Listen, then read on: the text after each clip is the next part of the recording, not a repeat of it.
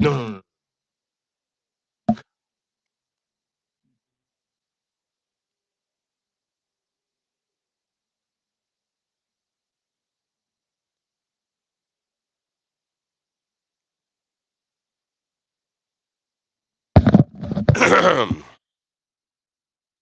What am I going to talk about? Oh, what am I going to talk about? But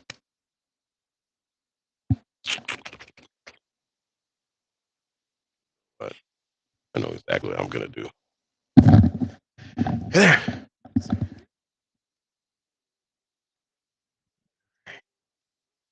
All right. Eddie Francis. Nice to meet you. I'm doing well. Thank you.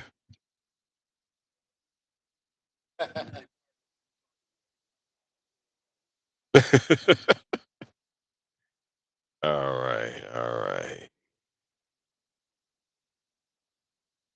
Let's see. So come back like in 2 minutes. All right. All right.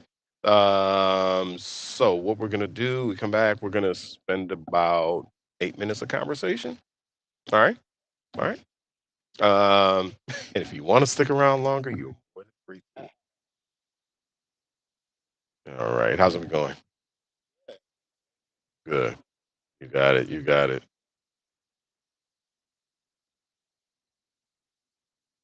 All right.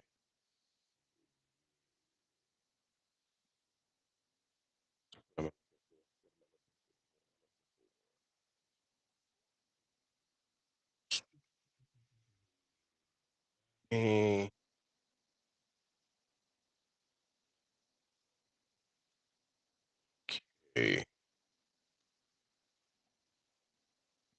All right.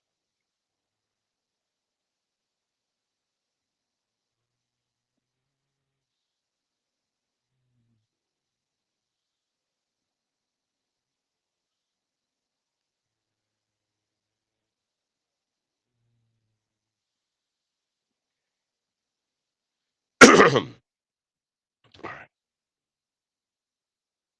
All right. Okay.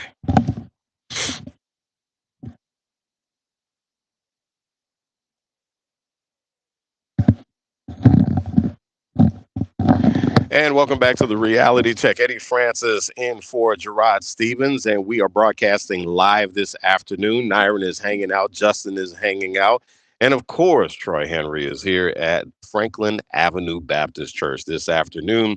We are broadcasting live because at 6 o'clock we are going to have the Bayou Phoenix community information meeting so you can find out more information about what's going to be happening with the Bayou Phoenix project.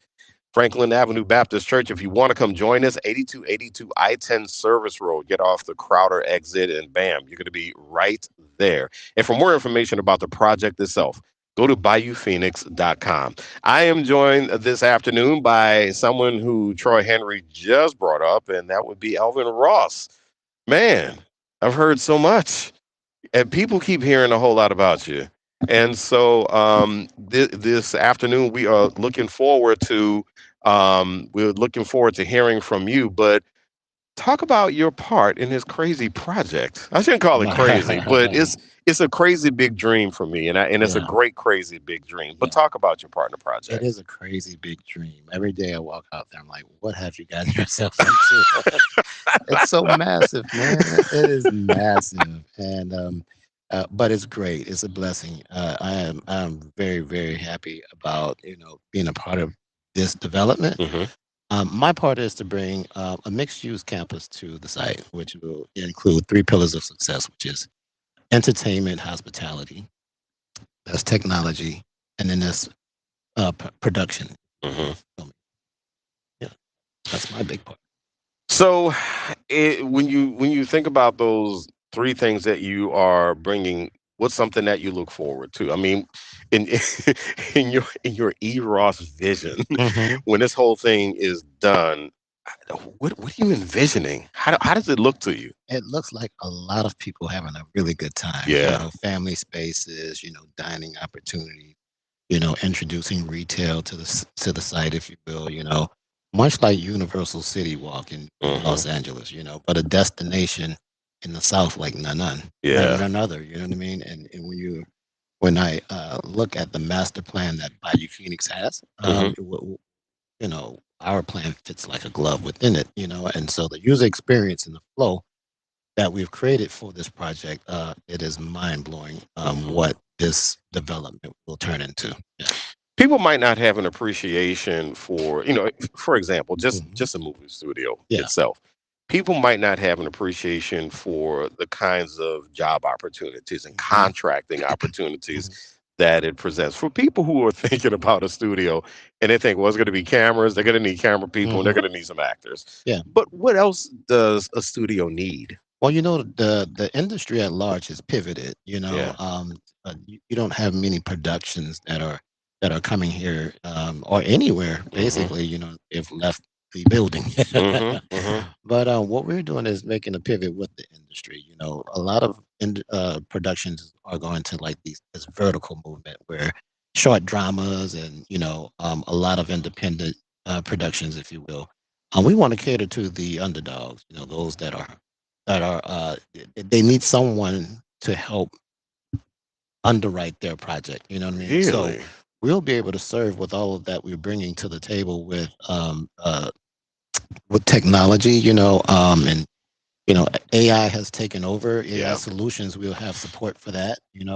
So we are not going to be the traditional soundstage or traditional studio that is just presenting, hey, come make your movie here and go away. We're trying to say, you know, talent just leaves here all the time looking Hmm. for opportunities. What if we were able to find and build an incubator for the undiscovered, and not try to catch them on their success, once the Hmm. tailwind is there. We want to be able to incubate talent and launch our own, creators here. All right, so you have somebody who's gotten really excited right now, and they're Ah, going, "Okay, I got an idea," no, absolutely right. Yeah, yeah, and it's like it's going to be manga and they're breakdancing and they yeah. eat spaghetti all day long. I mean, but Yeah. is it one of those things where you say to people, "Bring those ideas"? Yeah, that's exactly right.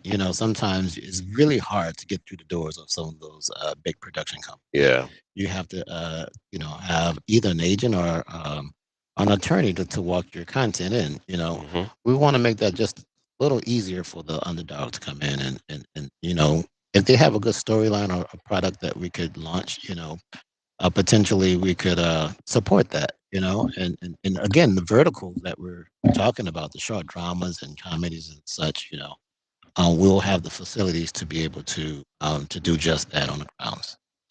One of the things that I think about, and when I was in college, I was a theater minor, Hmm. and I do public speaking coaching, and one of the things that I think about with folks is having those everyday skills that's Hmm. going to really help us keep this thing going, and not Hmm. only that, the competencies and the professionalism, Hmm. showing up on time for stuff. Yeah.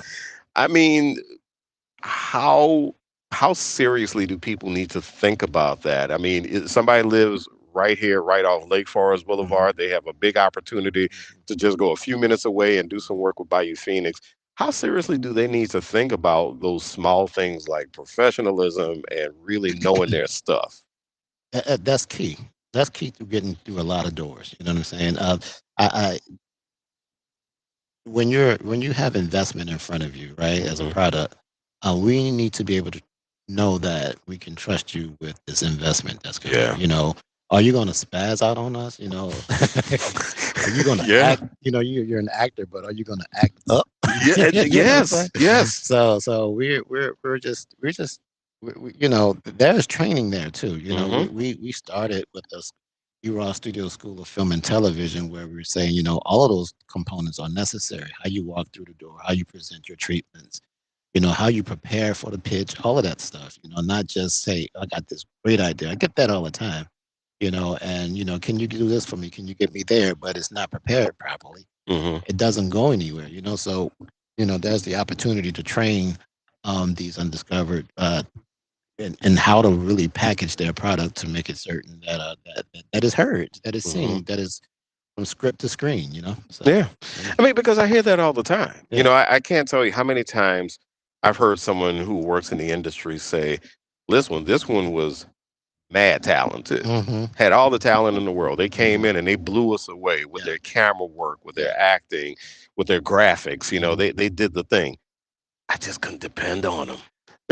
Yeah. you No, know? it's very, very true. Sometimes you find yourself with someone not as talented but reliable. Yeah. But the job gets done. Maybe not at the caliber it would have been done if that other person would have done it, but the chaos is gone. So, Yeah. you gotta, it's a good trade-off. You know Yeah. what I mean? I'd rather deal with somebody that's reliable than a person that's chaos Right. Because I mean or the chaotic. because what's gonna be happening in the Bayou Phoenix, it can't wait for people. Yeah, I mean, it's gonna be, I mean, it is gonna be a destination like another, Yeah. and so we're setting up systems, and it takes a while because when you're taking something that's been lying dormant, and wildlife is taking over, and trees are 60 feet tall, and the infrastructure has to be tested, and engineering has to go through different assessments and different things like that. It takes a while, but also not just the infrastructure, but also the development of how the user experience is going to work there. So all of that takes time to build. And we've pushed the needle far enough now that we're very close. We're looking to be opening these doors pretty soon. Yeah. Yeah, Yeah. yeah. Elvin Ross, the great one, he has Hey, joined us this afternoon, and he is going to be here tonight with the Bayou Phoenix public information meeting. Thank you so much for joining us, it man. is We really good to be with appreciate you, it. man. Thank you so much for having me. You got it. You Yeah. got it. We're going to be back in just a little bit. Eddie Francis in for Gerard Stevens on the reality check on WBOK, what New Orleans is talking about. You got it.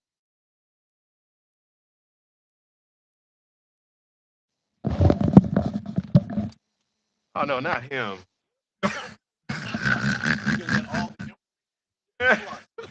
Hey, man. Great to see you. Man. How you doing, man?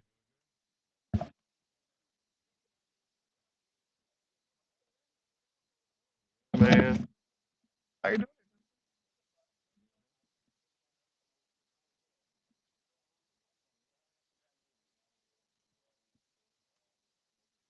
Out, man. Help us out. Help us out. Help us out, man.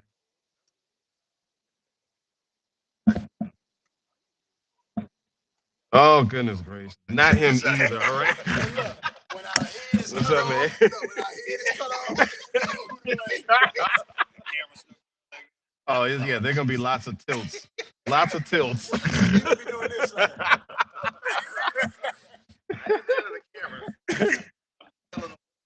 It's like, oh, that's a good shot of the light fixture, Cade.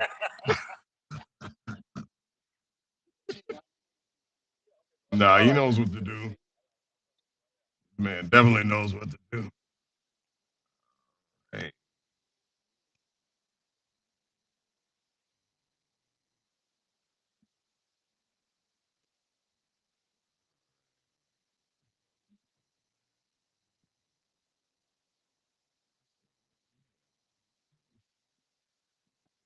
our audience uh, needs a better. Late. It's already been named. What better name for what? I guess the project. They people like Bayou Phoenix Project? yeah, people, man.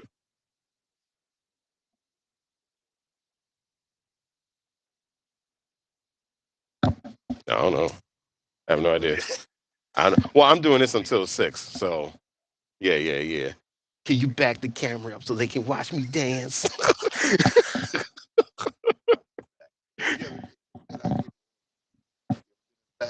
No. Okay.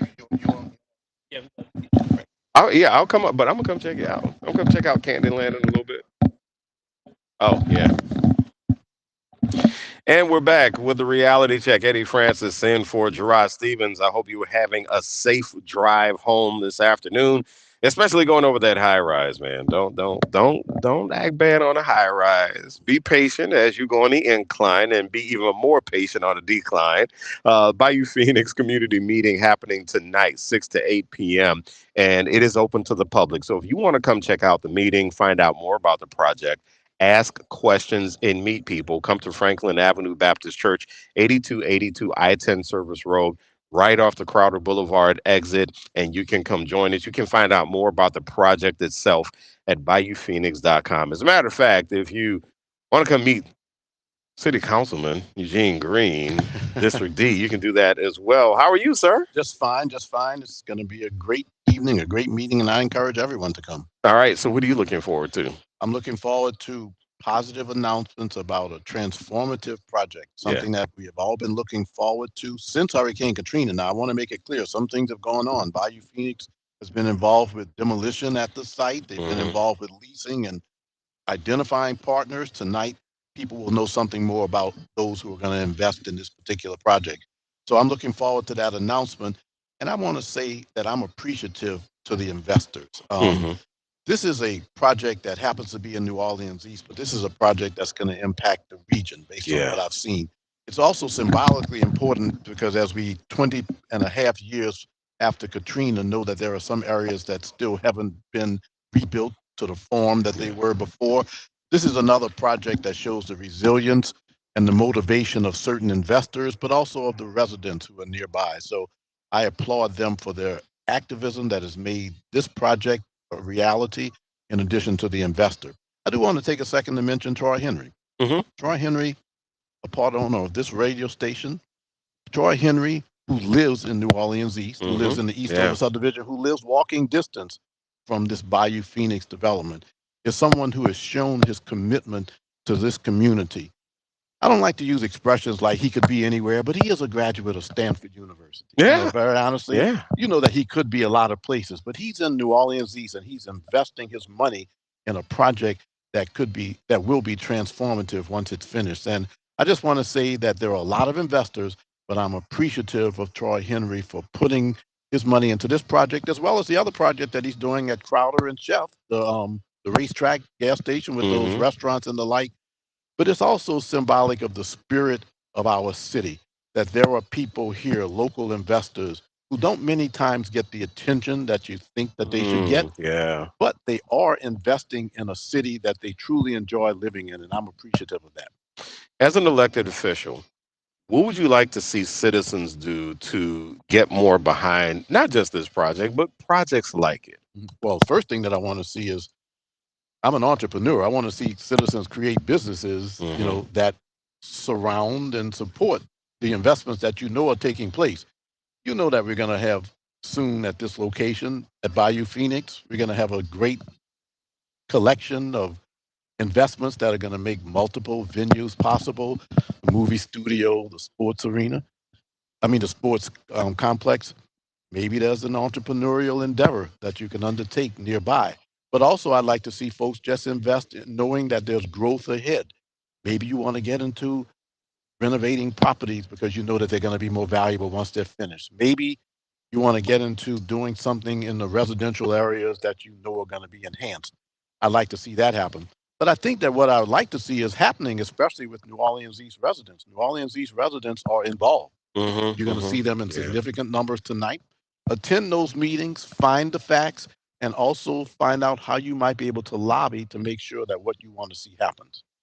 Whenever, especially as an entrepreneur, whenever people give feedback about businesses, what is a healthy way for people to do that? Because I can't tell you how many times people said, "Oh, I went to this restaurant." You know how we get about restaurants. Yeah.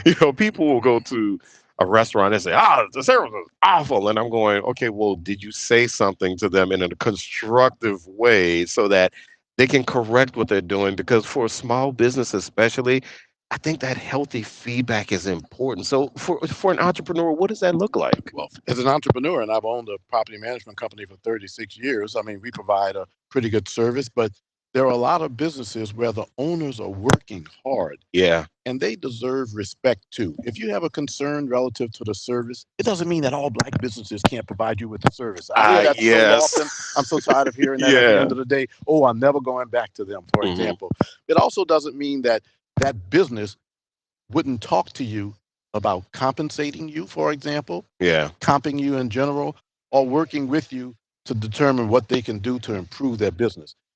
Entrepreneurship by itself is a little bit difficult. Hmm. It's Hmm. not only money, sometimes it takes a lot because you have to spend a lot of time and you're not guaranteed a salary. There could be a storm next week that takes Yes. your restaurant out for a while. There could be a COVID Hmm. outbreak, for example, that maybe takes your restaurant out for 2 years or something like that. I have deep admiration for entrepreneurs, for people who have taken the time to invest their money, knowing that there could be hiccups along the way. And I'll bring it back to someone like Troy Henry, who I appreciate the fact that he is investing in the community. And I think that the future is great in the city of New Orleans as it is great in New Orleans East in terms of entrepreneurship. Yeah, yeah. So I I will say this in full disclosure. I am one of those business owners who's been going through a dry spell, so I know exactly what you're talking about. And one of the things that I tell people, Councilman, is that New York wasn't always New York. Atlanta wasn't always Atlanta. LA wasn't always LA. At some point, people had to figure out how to get behind what was going on in those cities.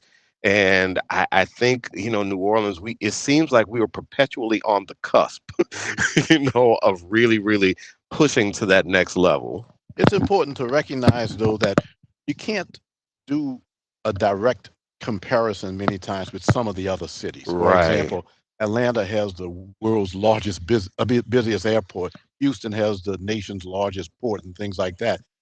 Look at the resources that we have in New Orleans, look at the opportunities, and decide that New Orleans, you can be as successful in other places, but it maybe has to be in other areas. Mhm. There are people who are doing business here who would tell you, what I'm doing here in New Orleans, I couldn't be doing in other places. Yeah. Yeah. Let's talk about Mr. Morrow. Yeah. How about that? Yeah. How many restaurants is Mr. Morrow going to open when people say, oh, we have enough restaurants? No, Yeah. Yeah. we clearly don't. Yeah. We have a desire for people to dine at places where there's a great experience and there's great food. And Mr. Morrow is a good example. Mr. Henry is a Yeah. good example. Yeah. He's building a racetrack, which is a gas station, everybody, a racetrack gas station, along with some restaurants in New Orleans East, where people are saying, well, why are you investing in New Orleans East? Well, it's because there's opportunity there. Yeah. Depending on what you do, there's a lot of opportunity in the city of New Orleans. And I want to tell you very honestly, I know a lot of folks who are successful in New Orleans who know that it might have been a little bit more competitive and a little bit more challenging in other cities than in New Mm-hmm. Orleans. And sometimes that's because folks are told don't invest here and don't go here and things like that. And they say, well, no, I'll just go there and I'll invest. There's a collection of businesses in Gentilly that's run by Bethel Community Ministries. Oh, yes. Wait, but let's make it clear. It is a coffee shop. It's a juice bar. It's a Yes. tire shop. Mhm. It's a snowball Snowball stand in a stand. restaurant. I'm just saying it's a car wash. Maybe I said that already. But the bottom line is that, and all of that has happened since Katrina. All of that Yeah. has happened in the last 10 years. So if you talk to someone and say that there's no opportunity, you can't talk to him about Pastor Mel Jones about there being no opportunity because he's created. You can't talk to the Chase family and say that there's no opportunity in New Orleans and they've opened beautiful restaurants that are very successful in an area that has significant restaurants. You talk to Henry Coaxum, who is invested Yeah. in New Orleans East, everyone in New Orleans East, in a business that is near the lakefront that is very attractive. Henry Coaxum, who was also invested in McDonald's and the like, who's also Mhm. invested in the Four Seasons, is someone who you can't tell that there's no opportunity here. I just want folks to recognize that it's important to be positive, it's important to be upbeat, it's important to be realistic, but you've got to be upbeat first. If an Mhm. entrepreneur is going to wake up every morning and go out there and do things that are enhancing their business, they have to do it almost every day. So they have to be upbeat. I just want more people to be upbeat. Yeah, yeah, yeah. And I got my anointed hands car wash today. There you go. How about that? How about that? Oh, I love Pontilli, man. I Right. love Pontilli. That little stretch is doing so well in terms of businesses. It really is. And you know what, Councilman? I'm gonna take this time to compliment you because from one purple night to another purple night, from one alpha man to another alpha man. As you know, but we got jokes sometimes like, oh, here comes Eugene, here he comes. But I think you are a great representation of being upbeat. Yeah. All the time.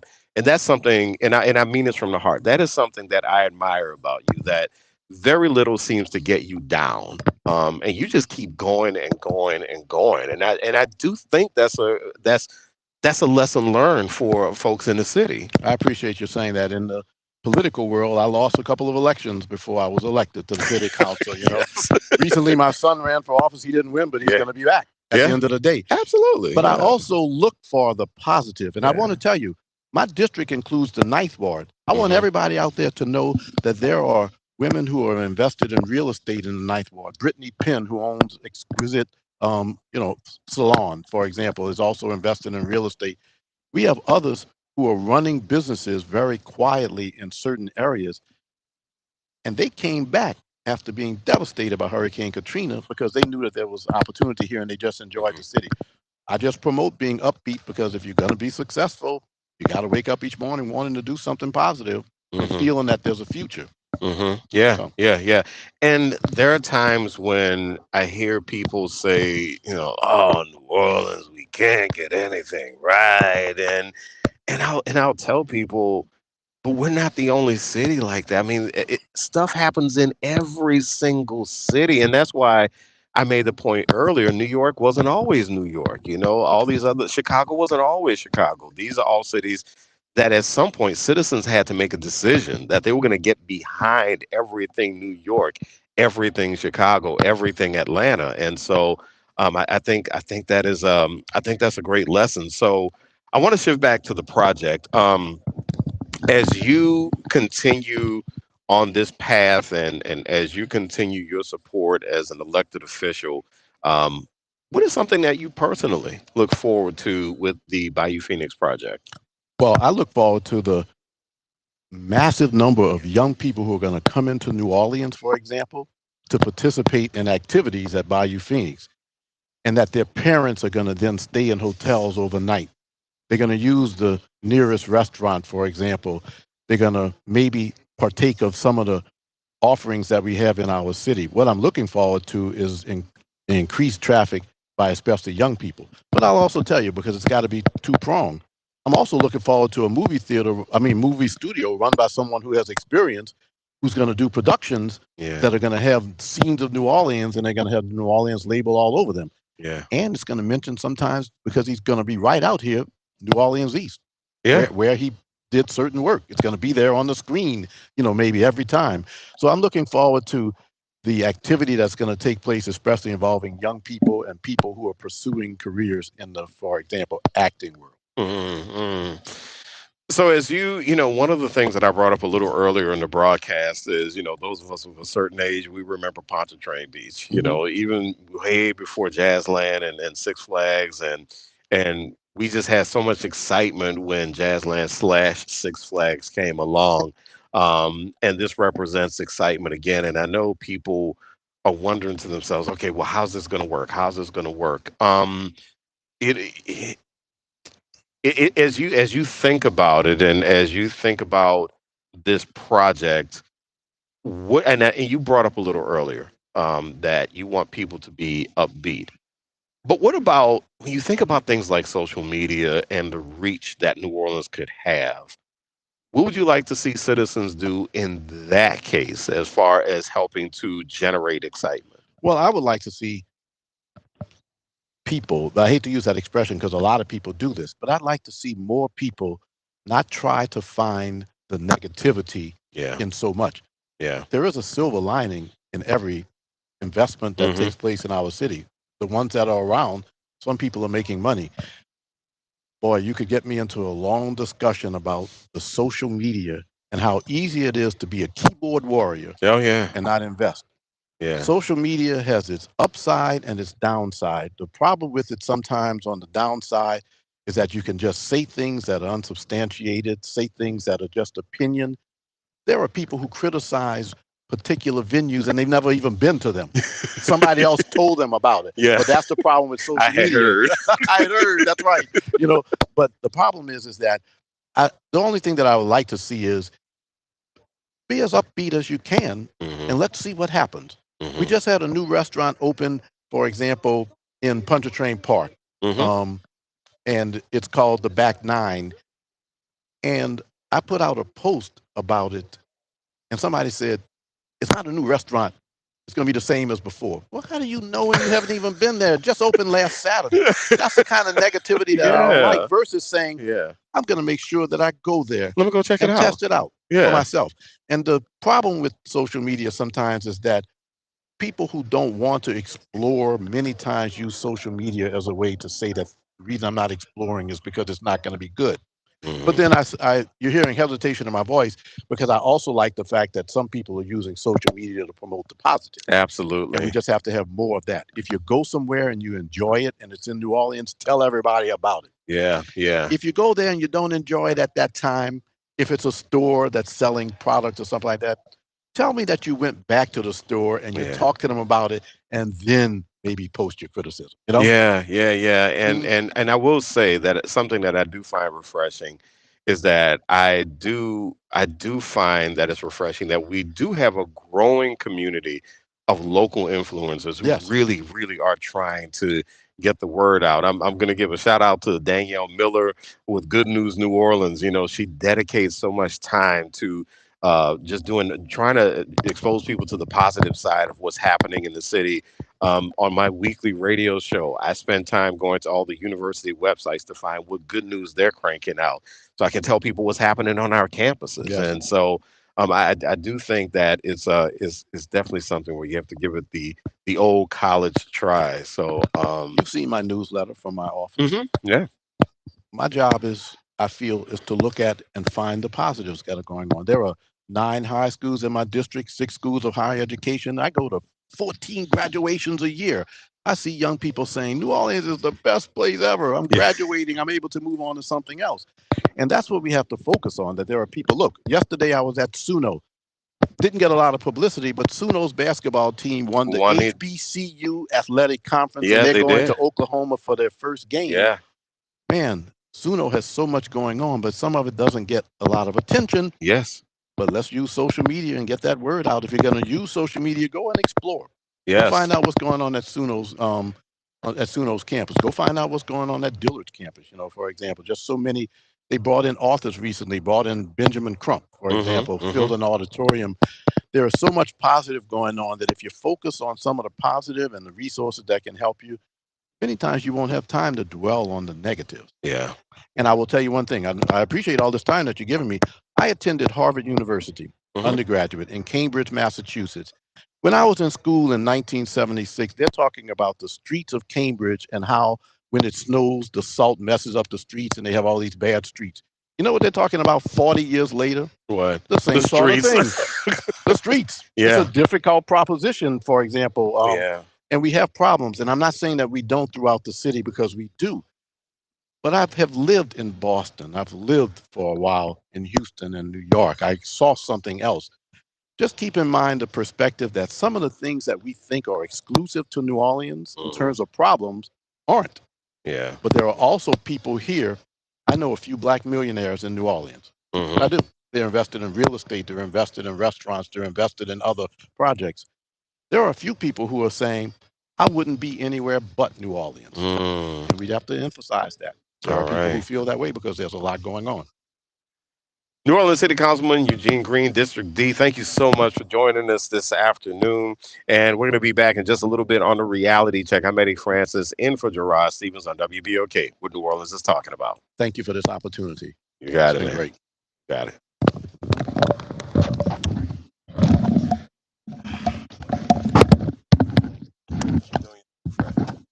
Yeah, yeah.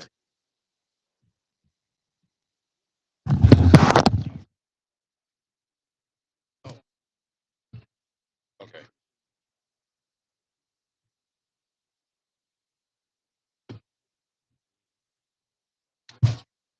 I need that. I will.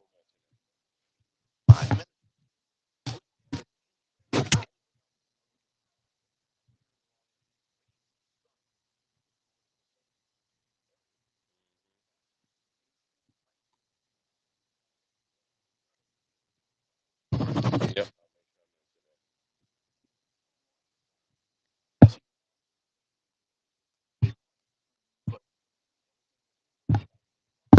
Yep.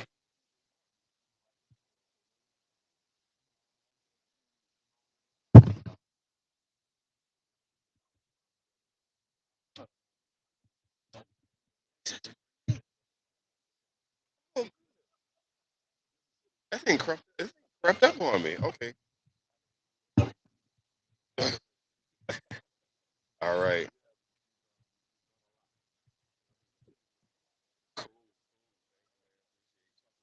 Ready? Yeah. Yeah. Headphones on? Okay, got You know, Frat and the AUG are going to see this. it. All right. Cool. Thank you, my brother. All right, Gene. Keep it up, man.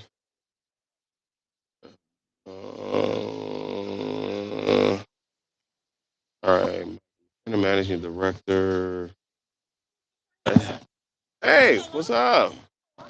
I'm doing good. I was just about to tell the people they need to go vote. Yeah, yeah. No, seriously, seriously. I'm gonna throw that in there. I got you. I got you, sis.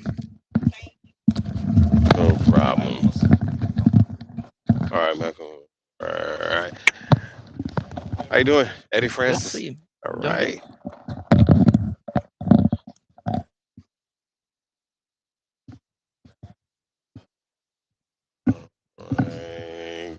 Alright, all right, managing director. Yes, All right, gotcha. For Henry Consulting. Got it. I'm Got it. Troy's number 2. Okay, got it. Got it. Got it. Got it. Got it.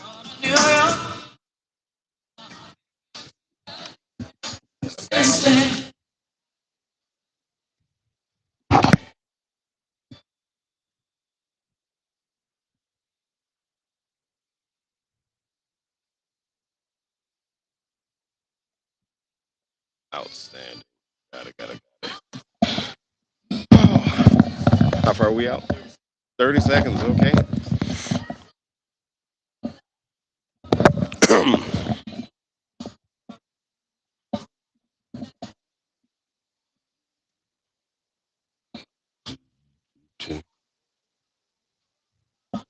Oh, I didn't know the YouTube video was still up. All right. I'm so glad I didn't do something disgusting. He just saw me. No, and Facebook is still up. And welcome back to the Reality Check. I'm Eddie Francis in for Gerard Stevens this afternoon.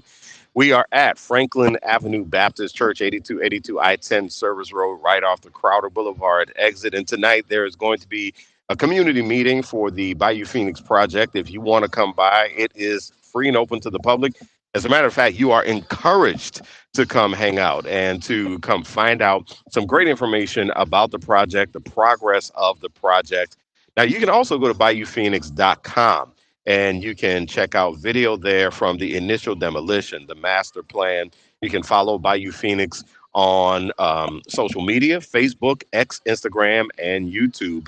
And something that Councilman Green wanted me to mention, and this is very important, is the place where we are right now, Franklin Avenue Baptist Church, which has been just a pillar in this community and has become a pillar in New Orleans East. Pastor Luter, as he was mentioning to me, lives right here in the New Orleans East community, not too far from his church. And so that just goes back to the investment that Eugene Green was talking about that people are making here. Something that we always talk about in New Orleans. We always talk about when are our own people going to invest in our community. And that's what we have happening. As a matter of fact, joining me right now is Michael McKenna. He is the managing director of Henry Consulting. How are you, sir? I'm doing very well, thank you. So, what are you looking forward to tonight? How are you feeling? I feel really good. Hmm. I mean, we've been at this for a long time, and we are super excited just to share with everybody our progress to date and what we have coming up. Yeah. So, as you think about the way this project has, I mean, from getting the contract to do it, getting everything started, getting everything moving, the journey probably seems pretty long, maybe, or or has it fell short? What do you think? Did you think we didn't know where we would be, and here we are all of a sudden? Well, we didn't know where we would be in 2020 when we started this process. We didn't have a relationship with TKTMJ at the time. We submitted a proposal for the RFQ and were selected in 2020. In 2021. Then Nora transferred ownership um, to the property. We then signed our lease with Nora in 2023. In 2024, we started the demolition. We signed our first sublease with Eros Studios in 2025. And now in 2026, we are very close to completing the demolition. We just have a little bit of accounting and paperwork to close out the demolition. Nora will be completed their facility condition assessment, and then hopefully we can get our full financing deck together in 2026. So it seems like a long time from 2020 to 2026, but we're making big moves, looks like on an annual basis. So we're very excited about what the future holds. Tell us a little bit more about your role. So I'm the managing director at Henry Consulting. I sit right under Troy Henry. And I wear a lot of hats. I'm the general counsel, since I have a law degree. I'm also the CFO, and then I've been one of the assistant project managers on Bayou Phoenix. So we own a number of different companies that I also have profit and loss responsibility for. But this by far is the biggest project in our portfolio. And it's daunting, but at the same time, it's very exciting. Yeah. When you think about it, we've talked a lot about this afternoon about the potential that this has for New Orleans East as a community. What comes to mind for you when you talk about the potential for New Orleans East and economic development or any other type of development? It's going to be the premier destination in the area. So when we began the process, I had two small kids, both of them. My daughter played travel volleyball. My son played travel soccer. Troy's got kids that play travel basketball. One of the partners has another kid that does travel karate. So we've experienced what it means to go on the road and see very nice sports parks. And we said, well, we already have 20 million visitors to the city of New Orleans, but there's really no family component. You can go and do a swamp tour. You can go to the Children's Museum or do those kind of things. But after that, there's really not a lot. So we said, what can we do that would include the entire family? We said sports complex, water park. You got to have somewhere to stay once they do that. And also you need family entertainment, restaurant, and retail. So that's kind of how Bayou Phoenix was born from our experiences with our kids, as well as knowing families don't really have very many opportunities when they visit the area. Is there a part of the project that's your favorite? It's all exciting to me. Yeah, I mean, yeah. I look forward just to watching this thing as it develops from the ground up. You know, we started this, it was truly an eyesore out in New Orleans East. Yeah, wild pigs, coyotes, Yeah. knuckleheads going trying to get to the top of the Zephyr to take pictures, and to see where it's gone from Katrina to what the folks are going to see here tonight. The plans that we have are just going to be fantastic. So just excited to see, like Congressman Carter says, from blight to bright. Yeah. So wait a minute. Was that roller coaster called the Zephyr at a Jazzland? Or was it? Maybe I'm mixing Pontchartrain Beach. I was gonna say you did a throwback on us. Age. You did a throwback on us talking about the Zephyr. Okay, so I remember going down to Legion Fields and just seeing the Zephyr, and I'm going, Raging Cajun? the Zephyr, yes, the Raging Cajun. Yes. Yeah. That's hilarious. All right, McKenna. Yeah, you just showed your age, and I'm showing mine as well. So, and I have to joke about this. So my wife, who is not from New Orleans, you know, she had to go do something. She had to do a meeting at UNO, and she said, "Well, they're telling me I have to go to the beach. Why do they call that place the beach?" And I said, "Well, there was a place there once upon a time called Pontchartrain Beach, and maybe again here soon with Lincoln Beach. So, So we're really looking forward to being part of the revitalization of New Orleans East. Troy lives in New Orleans East. I'm lifelong Gentilly. Yeah. So we're invested in the area, and it's just exciting to have local people involved in such a big project.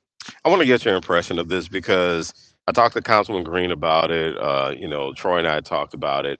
How New Orleanians, every time we see folks come in from outside of the city and they do something, And we tend to have these mixed feelings, right? And say, okay, well, I'm glad that they did this thing, but they're not from here. But Mhm. how gratifying is it for you as a native, to just watch this thing go and to watch it move, and especially to be part of it? Mhm. I never thought that I would be a part of a big project like Really? this, and especially not a big project in my backyard. Look, we think this project is going to be somewhere around $500 million, Yeah. if we're able to do everything. Of course, that's always subject to um, financing as well as the site. The site Hmm. is in a low-lying area, so we have to make sure that we can build everything that we want to build per the Yeah. master plan. And when we receive the facility condition assessment from NORA, the full plan, which is expected here shortly, we'll really know how much of our master plan we can actually build, and then we'll know where we can build certain things. Hmm. So when I look at what's in New Orleans East, and for that to be a true destination where you have world-class sports facilities, you have a state-of-the-art water park with fantastic hotels and restaurant amenities out there. It's a legacy project, I Hmm. think, for everybody involved. It truly is. Yeah. So we talked earlier with Troy about tonight. He said he felt like Santa Claus. Um, in which case, I'm thinking about this. I really wish I thought about this earlier. We should have gotten him like a Phoenix Santa Claus hat, but we'll forget about that. A Santa Claus hat with Phoenix wings. What are you looking forward to tonight? Oh man, I'm really looking to the reaction from the public when they hear not only the experience from our representative partners, but they're going to show all of the projects that they've been involved in. Hmm. And they're going to speak to how it has grown those communities that they've gone in and invested in and developed. So I'm really excited just to show everybody in New Orleans what we have going on. There's been a lot of questions of what are those guys doing? It seems like it's a long time. And look, we feel like we're right where we're supposed to be Yeah. in the process. You talk about a $500 million concept.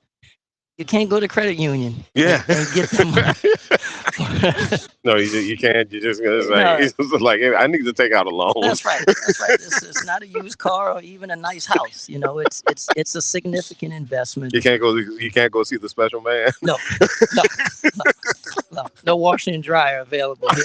Not at all. So yeah, so that is really my charge Yeah. going forward, being the CFO at Henry Consulting, is how do we put this capital stack together? What are the terms and conditions? Is it something that is going to keep this New Orleanian, right? Hmm. It's not Hmm. something where we're going to go and get a big investor and then all of the people in the New Orleans region get kicked aside. Yeah. So we're trying to make sure that the partners that we go into business with, both on the operating side and the finance side, really have a shared vision. Hmm.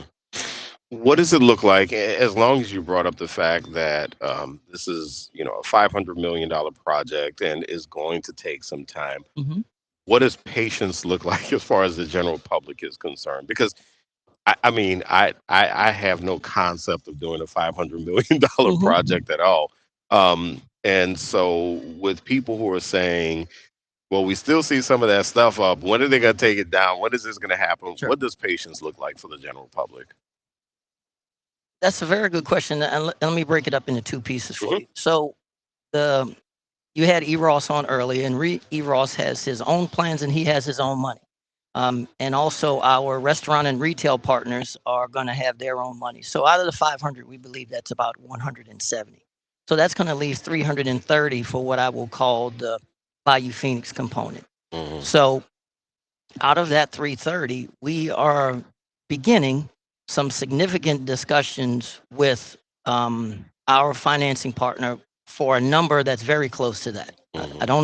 I don't have the money today. I don't have a commitment. I'm trying to get as much of it as I can from one player to not have to go all the way around.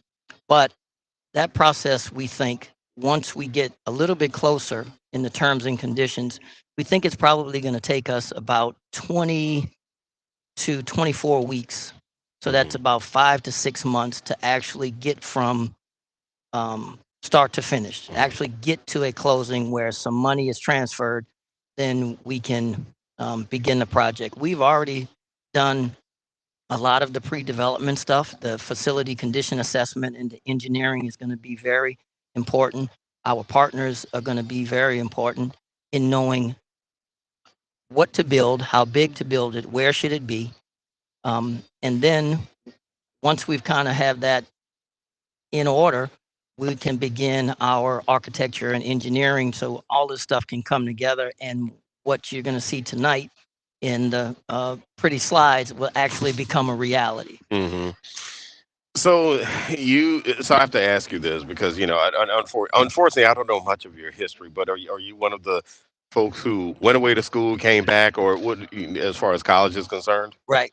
Well, Troy and I get into it all the time. He's St. Aug grad. I'm a Jesuit grad. I'm sorry to hear that, man. That's okay. That's all right. But I got my undergraduate at Xavier. Okay, cool. And then I got my law degree at Loyola. Oh, okay. Pursued an MBA at UNO. Mm-hmm. So you are all local. Oh yeah. So Yeah. I mean, I've lived away a couple of times, but I always find my way back. Mm-hmm. My dad is Dr. Warren McKenna, eye doctor. Grew up right across the street from. That was my St. eye Aug, doctor. Yeah. So, man, we're in New Orleans, and we're not going anywhere anytime soon. We're committed. Yeah. My brother Warren is an attorney. He's going to be running for judge in November. Two other brothers, Glenn and David, are. David is a defector. He graduated from St. Aug. Good job, David.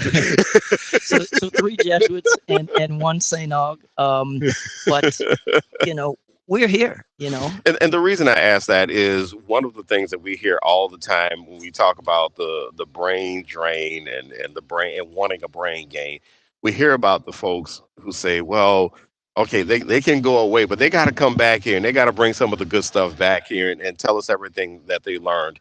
And I find that is something that's pretty consistent with the team. I find that, y'all are some folks who, in one form or another, you left your home, you went and got some more skills somewhere else, some more expertise somewhere else, and you bring that stuff back here, which is the thing that we've been asking for all this time.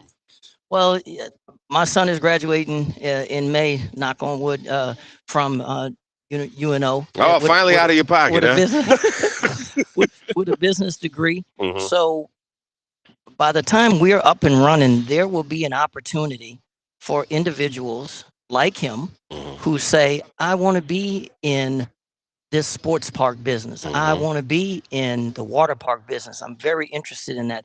They don't have to go to Houston or Dallas or California to learn about resort management. We have a lot of hotel management and restaurant management. We don't have anything of this scale where somebody can get immersed and get the experience that what you referenced, people have to go away to get. Yeah. So being able to have that experience locally, it's significant and it means a lot to us. And so that's why you see these teams that we're putting together, they're going to be a lot of folks are going to be from this area. Yeah. How much of a heart does the team have for doing this at home?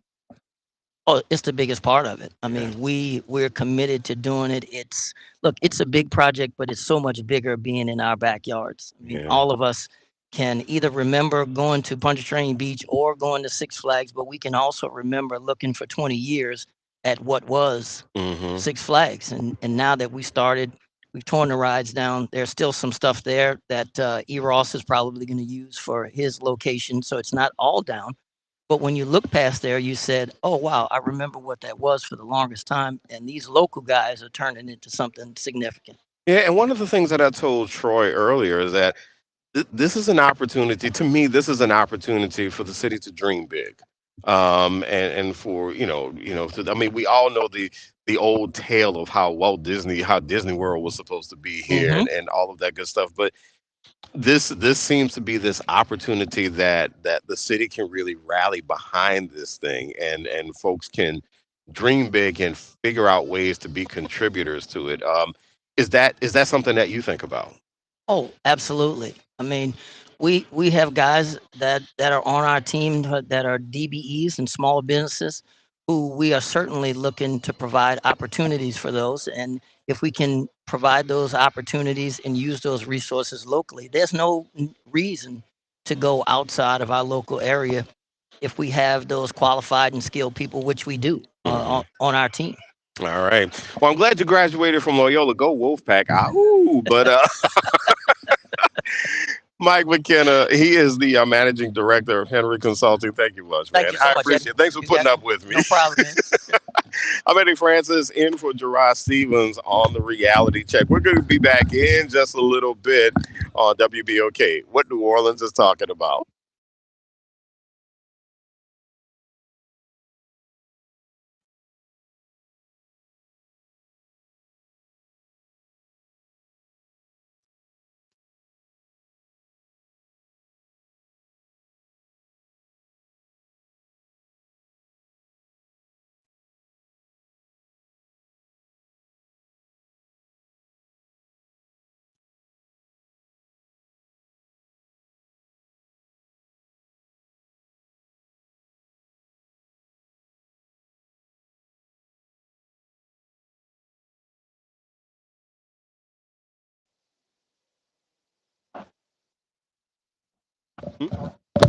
Testing 1 2 1 2. Testing 1 2 3. I made it to 3 this time. 3. I'm going to get to 4. 1 day 4 and 5. And to the 6 and to the 7. 1 to the 3 and the 4. All right. So what am I supposed to mention? Yeah.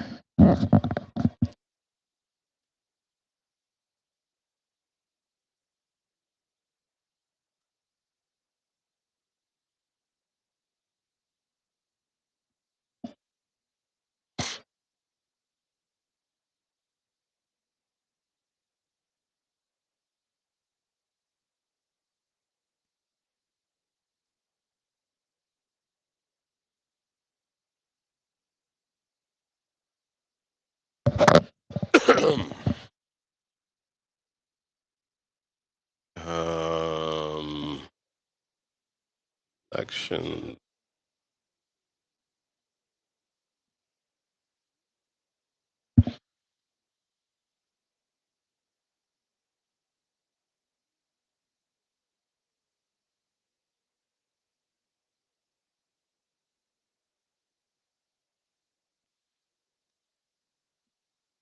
One, two, and 4.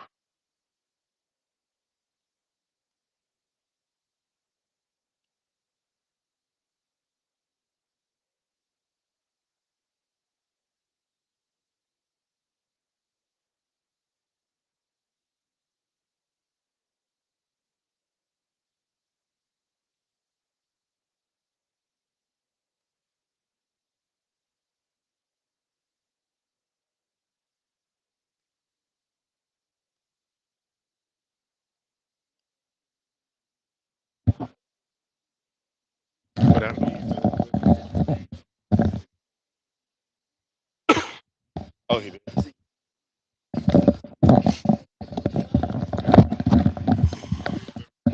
Oh, okay.